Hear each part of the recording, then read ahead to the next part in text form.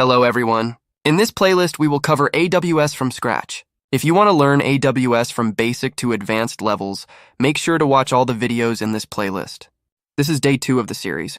In this video, we will discuss the AWS IAM service, what it is, why it is used, and the different components of IAM services. Finally, we will implement all these concepts practically. Let's start by understanding what IAM means.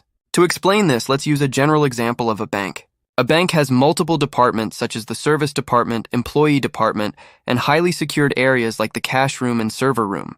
Only authenticated individuals such as bank employees or account holders are allowed to enter the bank. This process is called authentication. Once you enter the bank as an account holder, you cannot directly access the cash room or other restricted areas. The bank provides specific permissions to account holders. For example, you are allowed to visit the services room to resolve your queries, but you do not have permission to access an employee's laptop or enter higher official rooms or cash rooms. This is called authorization. In simple terms, authentication is proving who you are, like showing your ID card to gain entry. On the other hand, authorization is the permission granted to do certain things, such as being allowed into specific groups or areas. In the context of AWS, let's say you have a company and you've created an account as the root user, which we discussed in the Day 1 class of this series. The root user has complete access to the account, which means they can do anything. AWS provides various services such as storage service, database services, and Kubernetes service, which automates the deployment process. If all employees in the company had root access, then anyone could change or erase data, either intentionally or unintentionally, which could cause serious problems.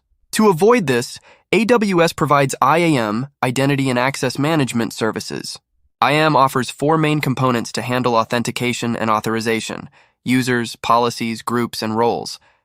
To explain these, let's say I am the owner of a company and I have created an AWS account as a root user. Now I have access to all the services provided by AWS. Now, let's say a new employee joins my company. I want this new employee to access only the storage and database services. So I create a user for them. This is the authentication part. Then, I attach policies that allow them to access the storage and database services. This is the authorization part. Groups are useful when you have many employees joining your company frequently, and creating individual users and policies for each of them becomes time-consuming. Instead, the root user can create groups, such as developers, testers, and others. When a new employee joins as a tester, you can simply create a user for that employee and add them to the testers group, which already has the necessary policies attached. Roles come into play when you have an application that stores all information in a database provided by AWS services, and customers of your application need access to some of this information. Creating a user for each customer is impractical since they are external members. Instead, AWS introduces the concept of roles. Roles allow you to grant temporary access to your AWS resources. Additionally, roles are used for communication between multiple AWS accounts. That's all for the theory part. Now let's move on to the practical part. I'm opening the AWS website and signing in as the root user using the email and password created during our first class. Now that I'm on the AWS homepage, I have full access to the account and can use any service available. To demonstrate, I'll open the S3 storage service.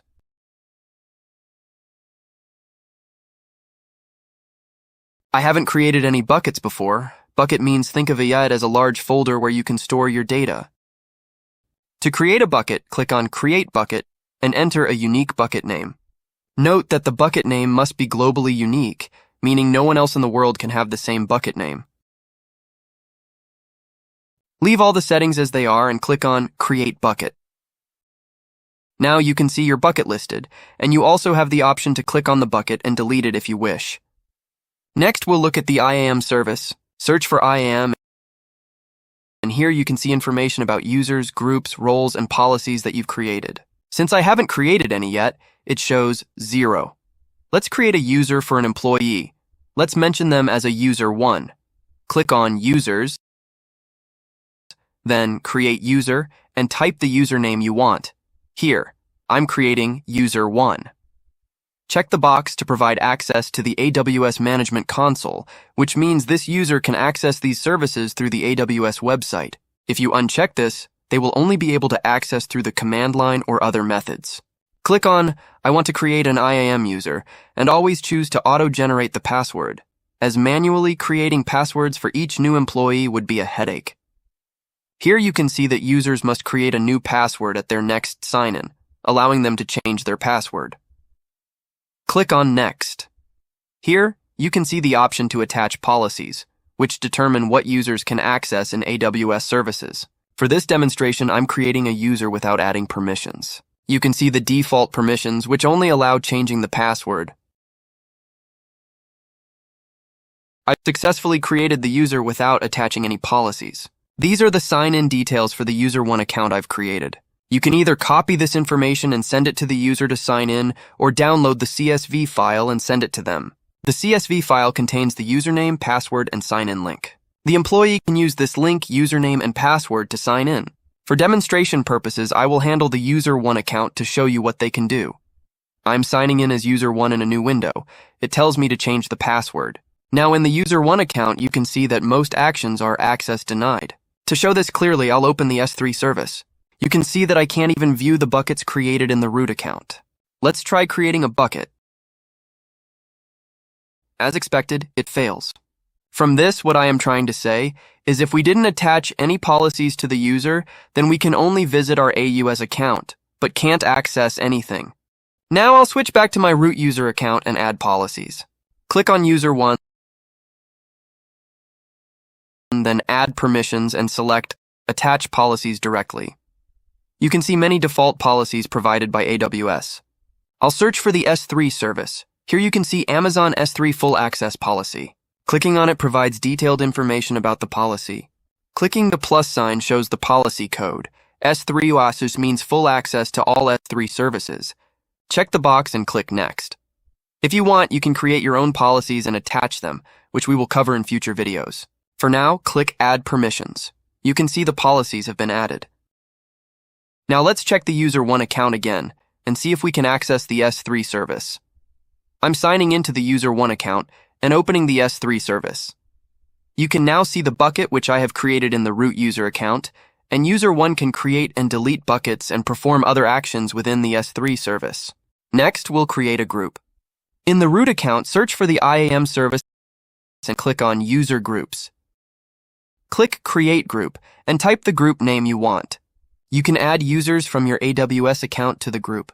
Since I've only created one user, it shows only one user in the list. You can add permissions to the group. I'll add EC2 full access permissions and click Create.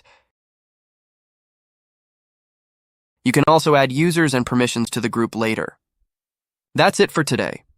We will cover roles in the following videos, as it is day 2, and these concepts can be challenging to grasp. If you felt this video was helpful, please hit that like button that motivates me to do better, and don't forget to subscribe our channel.